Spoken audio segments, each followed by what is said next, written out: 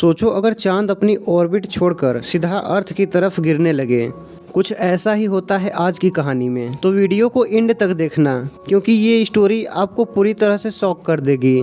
जैसा कि पिछली वीडियो में मैंने कहा था कि जो इस वीडियो पर फर्स्ट कमेंट करेगा उसका नाम अगली वीडियो में लिया जाएगा। तो फर्स्ट कमेंट करने वाले का नाम है टीगर रिकॉर्ड्स। तो थैंक यू सो मच भाई। फिल्म की शुरुआत अंतरिक्ष में सैटेलाइट रिपेयर कर रहे एस्ट्रोनॉट के सीन से होती है। उनकी टीम को जोसिंडा फाउंडर लीड कर रही हैं। सब कुछ ठीक चल रहा होता है, तभी उनकी कम्युनिकेशन सिस्टम फेल हो जाती है। ब्रायन को कुछ अजीब नजदीक आता दिखता है। ये छोटे छोटे नैनो साइज के अजीबोगरीब जीव होते हैं जो उनके सैटेलाइट से टकरा जाते हैं। इस हादसे में ब्रायन का एक साथी अंतरिक्ष में खो जाता है। किसी तरह ब्रायन जो सैटेलाइट से टकराकर शेल्टर में पहुंचता है, वहां वह देखता है कि जोसिंडा बेहोश पड़ी हैं। अब ब्रायन जोसिंडा के साथ धरती पर लौट आता है। दूसरी ओर वही छोटे छोटे नैनो साइज के जीव चांद की सतह पर अजीब तरह के छेद बना रहे होते हैं। 18 महीने बाद कहानी नया मोड़ लेती है। अब हमें ब्रायन की पत्नी दिखाई जाती है जो टीवी पर खबर देखती है और पता चलता है कि ब्रायन नासा से निकाल दिया गया है।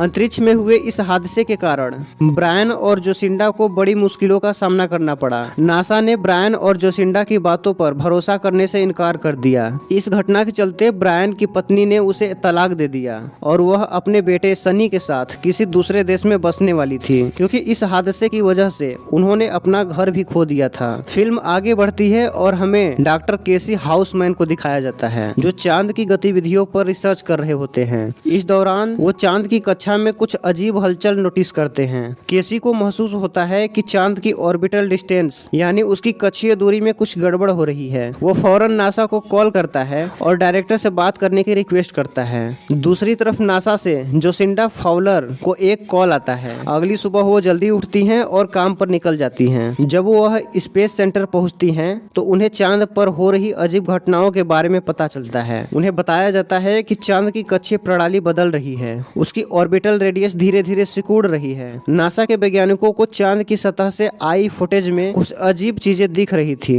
हालांकि नासा के लोग केसी की बातों को गंभीरता से नहीं ले रहे थे। इसी बीच केसी को पता चलता है कि आज एस्ट्रोनॉट डे मनाया जा रहा है। वह तुरंत उस जगह पहुंचता है जहां सेलिब्रेशन हो रहा था, लेकिन वहां पहुंचने के बाद उसे सिर्फ बच्चे ही दिखाई देते हैं। केसी बच्चों को चांद के बारे में एक लेक्चर देने लगता है। इसी बीच ब्रायन, जिसे असल में यह लेक्चर देना था, वहां पहुंच जाता है। केसी की मुलाकात ब्रायन से होती है और वह उसे अब तक इकट्ठी की गई जानकारी के बारे में बताने लगता है। वह ब्रायन को समझाने की कोशिश करता है कि चांद अपनी सामान्य कक्षा से भटक चुका है। ब्रायन को उसकी बातें मजाक लगती हैं और वह इसे गंभीरता से नहीं लेता। बाद में ब्रायन के गार्ड्स केसी को वहां से हटा देते हैं। जाते जाते केसी अपने सारे पेपर्स ब्रायन को पढ़ने के लिए छोड़ देता है। इसी दौरान ब्रायन को उसकी पत्नी का फोन आता है। वह उसे बताती है कि उसका बेटा पुलिस की हिरासत में है और उसे ड्रग्स के साथ पकड़ा गया है।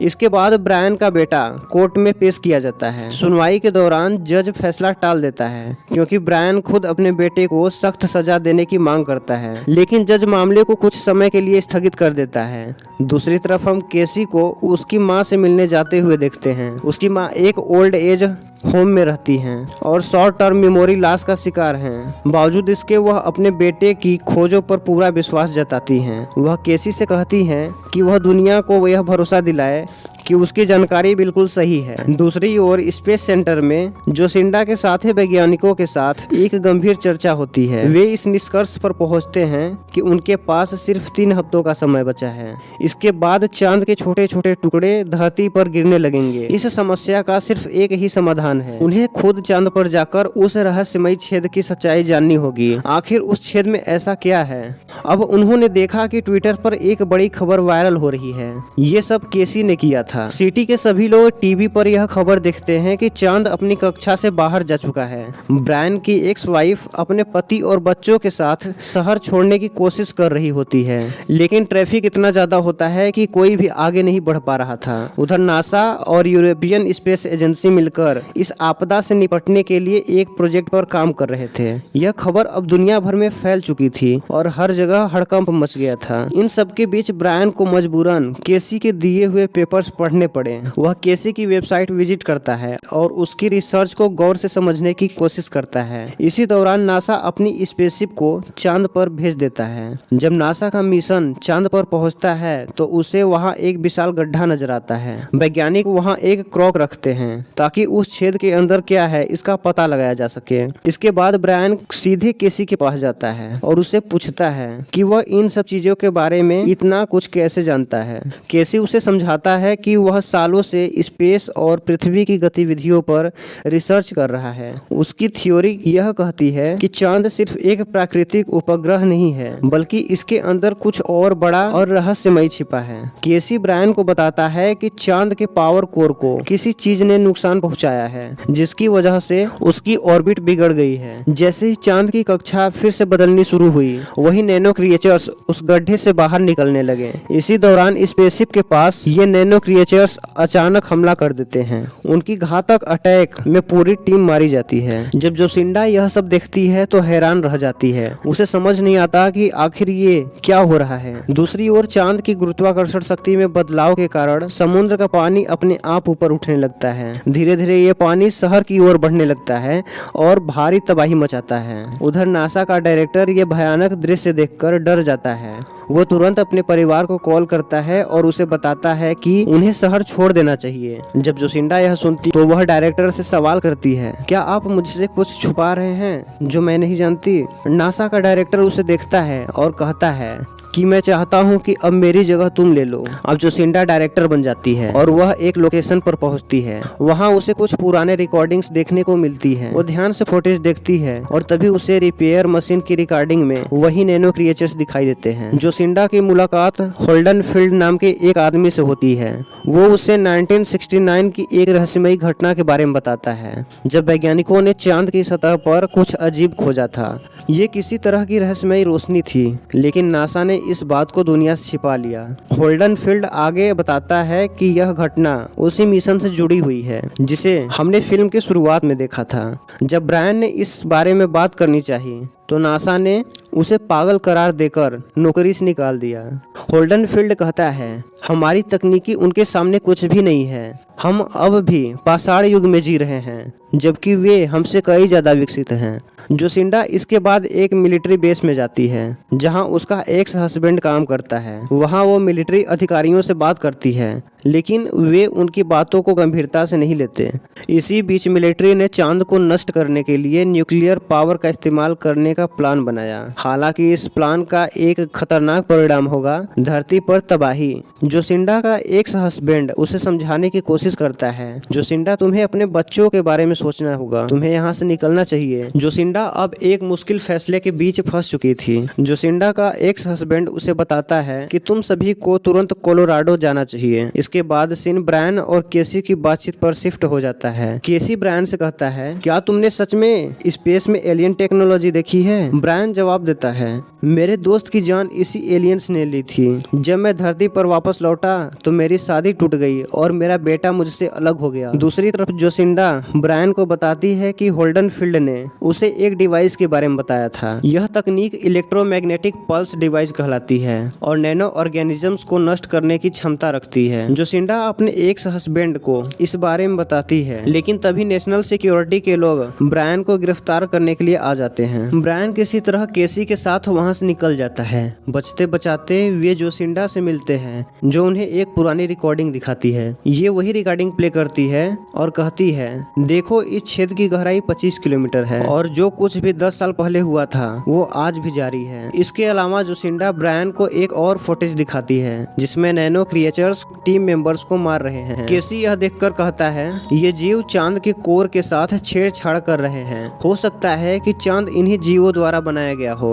जोसिंडा अब ब्रायन से कहती है, मुझे इस मिशन में तुम्हारी मदद चाहिए। दूसरी तरफ ब्रायन को भी एक चीज चाहिए होती है। ब्रायन इसके बदले में अपने बेटे सनी की जेल से रिहाई की मांग करता है। ब्रायन अपने प्लान के बारे में सभी को बताता है और जब वह अपने बेटे सनी से मिलता है तो उसे सुकून मिलता है। लेकिन तभी वहाँ एक बड़ा भूकंप आता है, ठीक उसी जगह जहाँ से शटल को लॉन्च किया जाना था। केसी फिर से चांद की गतिविधियों में कुछ अजीब नोटिस करता है और बताता है कि भूकंप की वजह से हमारा शेल्टर क्षतिग्रस्त हो चुका है। अब कुछ भी करना लगभग नामुमकिन हो चुका है। जोसिंडा सभी को निर्देश देती है कि जल्दी से इस जगह को खाली कर दो। फिर वह उन्हें कोलोराडो में एक बंकर में शरण लेने के लिए कहती हैं। तभी केसी जोसिंडा के पास आता है और बताता है चांद की ग्रेविटेशनल फोर्स तेजी से बढ़ रही है, हमें तुरंत मिशन शुरू करना होगा। लेकिन जोसिंडा उसे बताती है मिशन की सारी तैयारियां हो चुकी हैं। इसके बाद जोसिंडा ब्रायन के पास जाती है और कहती है अब सिर्फ हम दोनों स्पेस में जाएंगे, तुम स्पेस शटल उड़ाओगे और मैं तुम्हें गाइड करूंगी। हालांकि उसे एक और फ्लाइट इंजीनियर की जरूरत थी, इसलिए वह केसी को इस मिशन में शामिल करने का फैसला करता है।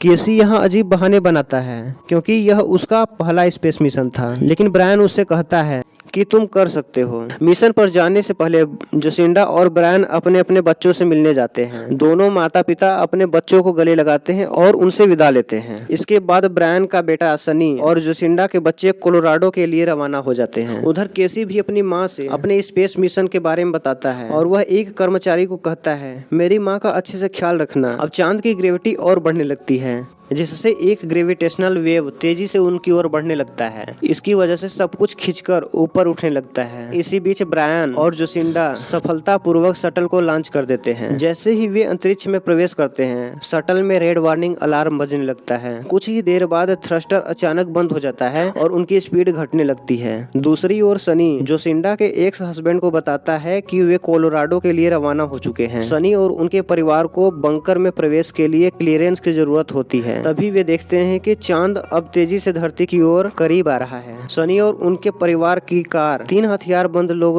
रोक लेते हैं। वे उनकी गाड़ी छीनकर भाग जाते हैं। इसी दौरान चांद के छोटे छोटे टुकड़े धरती पर गिरने लगते हैं। चांद की बढ़ती ग्रेविटी की वजह से सब कुछ उसकी ओर खींचने लगता है। जोसिंडा, ब्रायन और केसी अब चांद की सतह पर पहुंच चुके हैं। केसी चांद की एक तस्वीर खींचता है और ब्रायन ईएमपी डिवाइस को गड्ढे में छोड़ देता है। इसके बाद ब्रायन इलेक्ट्रॉनिक सिस्टम को एक्टिवेट करता है और बाद में अपने शटल की ओर लौटता है। लेकिन तभी गड्ढे से वही नैनो क्रिएचर्स बाहर आते हैं। वे ईएमपी डिवाइस के चारों ओर घूमने लगते हैं और उसका निरीक्षण करने लगते हैं।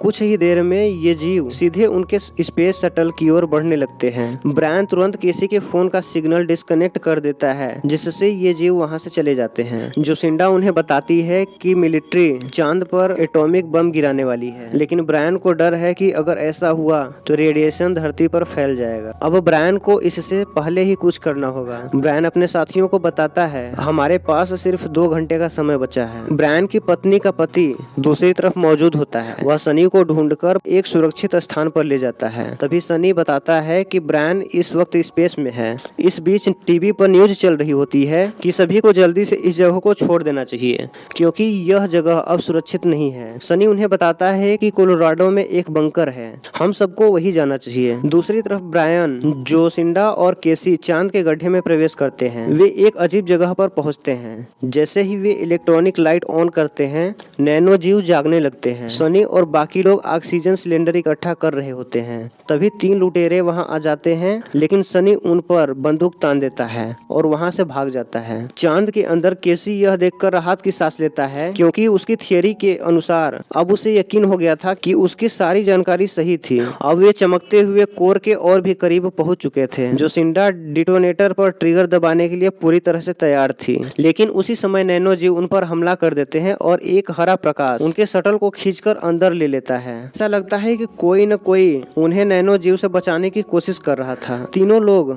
जोसिंडा, ब्रायन और केसी बेहोश हो जाते हैं और स्कैन किए जाते हैं। दूसरी ओर मिलिट्री न्यूक्लियर हथियारों का इस्तेमाल करने के लिए पूरी तरह से तैयार थी।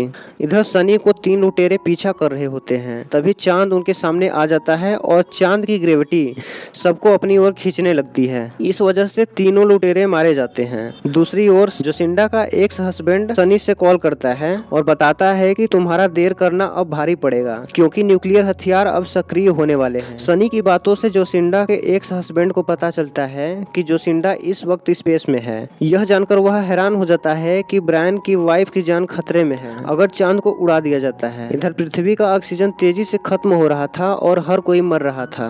दूसरी ओर जब जोसिंडा और केसी स्पेस में उठते हैं, वो देखते हैं कि वहाँ ऑक्सीजन मौजूद है, लेकिन ब्रायन नहीं है। दोनों उसे ढूंढने लगते हैं, तभी एक दरवाजा खुलता है और दोनों डरते हुए अंदर प्रवेश करते हैं। ऐसा लगता है कि कोई उनकी मदद कर रहा है। जब ब्रायन जागता है तो वह एक छोटे लड़के को देखता है जिसमें उसके बेटे सनी की यादें हैं। ब्रायन उससे पूछता है, तुम कौन हो?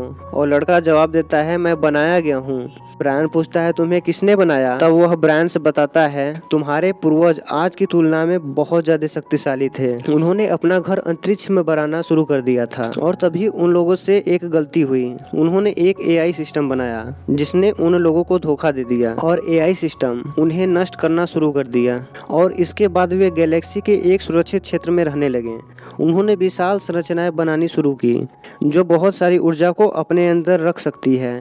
बाद में उस एआई सिस्टम ने चांद को खोज लिया और उस पर हमला कर दिया। ये एआई सिस्टम उन चीजों का पीछा करती है जिसमें जीवन पाया जाता है। इसी बीच लड़का अचानक सनी में बदल जाता है, लेकिन यह सनी नहीं था बल्कि यह कंप्यूटर ऑपरेटिंग सिस्टम था। फिर वह बताता है कि उन्हें इन जीवों को चांद से अलग करने के लिए एक इंसान की मदद की जरूरत है, जिससे चांद फिर से अपनी कक्षा में आ जाएगा। हम बाद में ब्रायन से मिलते हैं जो बेहोश है और सब कुछ अपने सपने में देख रहा है। जब जोसिंडा और केसी उसको अपनी बाहों में उठाते हैं तो वह उन्हें बताता है कि उन्हें इन जीवों को जल्द से जल्द समाप्त करना होगा, नहीं तो दुनिया का बड़ा हिस्सा नष्ट हो जाएगा। तीनों देखते हैं कि उनका शटल फिर से सही हो गया है। इधर पृथ्वी पर ऑक्सीजन की कमी के कारण सभी ने मास्क पहन रखे हैं और कुछ लोग ऑक्सीजन की कमी से मर रहे थे। जब सनी और बाकी लोग चल रहे थे तो चांद के टुकड़े गिरने लगे। सनी गिर जाता है और हम देखते हैं कि चांद पृथ्वी के वायुमंडल में प्रवेश कर चुका है। मिलिट्री में मौजूद लोग अपने हथियार सक्रिय करने वाले थे, हालांकि जोसिंडा के एक्स हस्बैंड उन्हें ऐसा करने से रोक देते हैं क्योंकि जोसिंडा अभी भी अंतरिक्ष में थी। ब्रायन दूसरी ओर केसी और जोसिंडा को यकीन दिलाता है कि तुम शटल लेकर जाओ, मैं बम के साथ रहूंगा।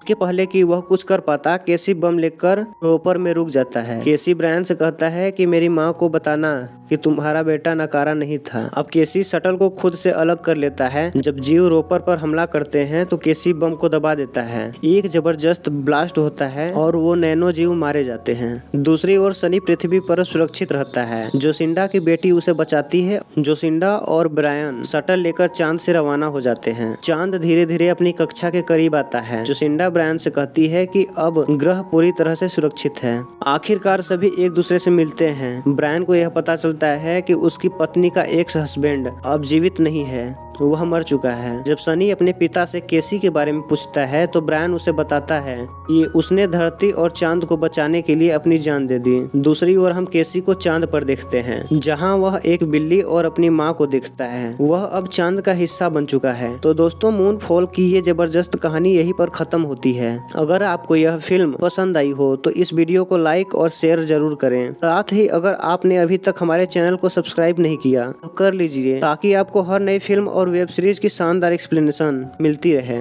मिलते हैं अगली वीडियो में। Thank you for watching.